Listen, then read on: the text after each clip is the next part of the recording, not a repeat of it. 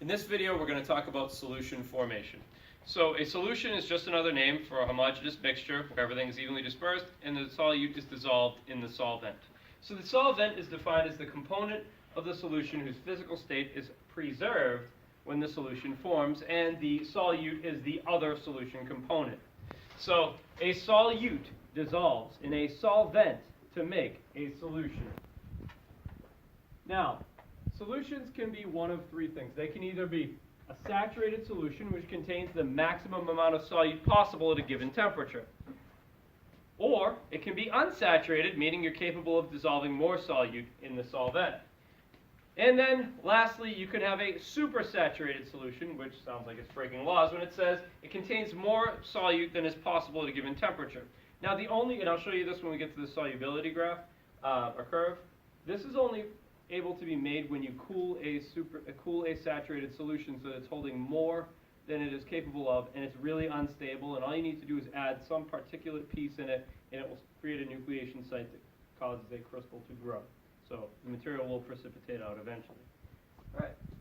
So when you're looking at a solution formation, this is for an ionic compound.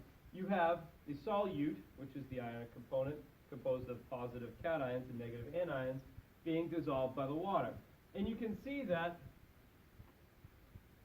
once they've dissolved, you have the positive ion interacting with the partially negative oxygen end of the water. And you can see that the chloride anion is interacting with the partially positive end of the water, or the hydrogen ion.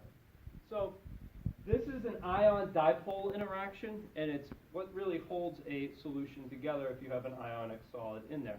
Now, I just want to mention three ways that you can potentially speed up the rate at which something's dissolving. One is you could stir it. Two is you could crush it. And three is you can raise the temperature. Now, all three of those things, while they seem different, really kind of do the same thing.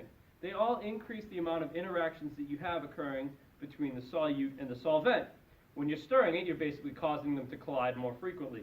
When you're crushing it, you're increasing the surface area so that there's more interaction possible, as opposed to a sugar cube versus a fine powder. You're going to dissolve the fine powder much faster.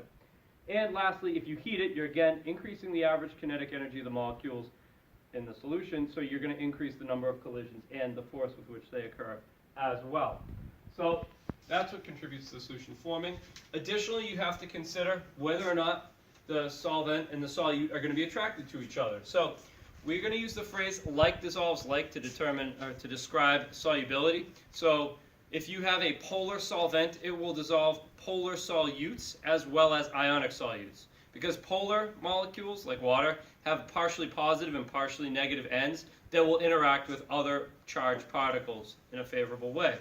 And then if you have a nonpolar material that you try to insert into a polar solvent, the polar molecules of the solvent will stick to each other way more strongly than they're going to interact with the nonpolar solute that's being added. So like oil and water don't mix, it's because water doesn't necessarily hate the oil, but it likes itself more than the oil and essentially excludes it, which is why you can get an observable separation of the layers. All right. So solubility. You can see here that these are all solid solutes. The vast majority of them increase in solubility as a function of temperature. That's a result of the increased collisions between the water, the water in this case, molecules and the solute particles. Now, you can interpret this graph, if we look at potassium nitrate, because that's the one we did in the lab, as you increase the temperature, its solubility increases quite dramatically. All right? So if you have, say for example, if you're at 20 degrees, you're capable of dissolving up to 30 grams of potassium nitrate in 100 grams of water. If you only have 25 grams and you're below that line, you would be in the unsaturated region. So if you're below the line of saturation, then you're going to be unsaturated. If you're on the line of saturation, well, then you're at saturated point. Now, I said earlier that in order to make a supersaturated solution, you have to cool a saturated solution, which then becomes unstable and will eventually precipitate. So if we took potassium nitrate at, say, 50 degrees, we're capable of dissolving 90 grams of it in 100 grams of water. If we then let it cool from 50 degrees to, say, let's go with 40 degrees, it's only capable of dissolving a little bit over 60. So you have approximately 28 grams that could be suspended in the solution that are unstable, and if you add a nucleation site, would then crystallize out. So that's for solids. The exact opposite trend with respect to solubility occurs with gases. So with respect to temperature, gases dissolved in a solution, are going to decrease. And that's because as you heat up a gas, it's going to increase in a volatile substance, which is capable of becoming a gas.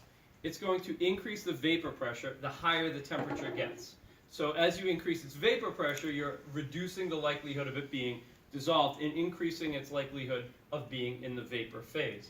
Now, the other thing that can contribute to the solubility of a gas in water, and we can quantify this using Henry's law, is the amount of pressure above it. So you're all familiar with this. If you open a can of soda, it goes. That's because you're reducing the pressure above it.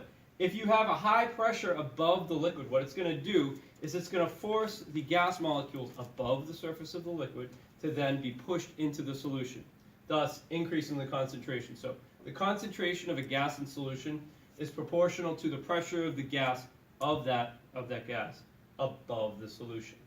Okay? And then, now, when we're looking at solution formation in general, there's three things that go into the process. So the first thing that has to happen is the solute particles have to be pulled apart from each other. That requires an input of energy. So heat is absorbed in order to break apart the solute particles. In addition, you have to make room in the solvent for those solute particles to go. So that requires an input of energy to overcome the solvent molecules' attraction for each other. But then, anytime you're allowing two things that are attracted to each other to become closer to each other, you're going to result in the release of energy. So the third step in the process is the heat of solution, and that's always going to be exothermic. What determines whether it's going to be energetically favorable for something to dissolve is the amount of energy that's required to be put in versus the amount of energy that's released when the solution forms. There is one other factor we have to consider called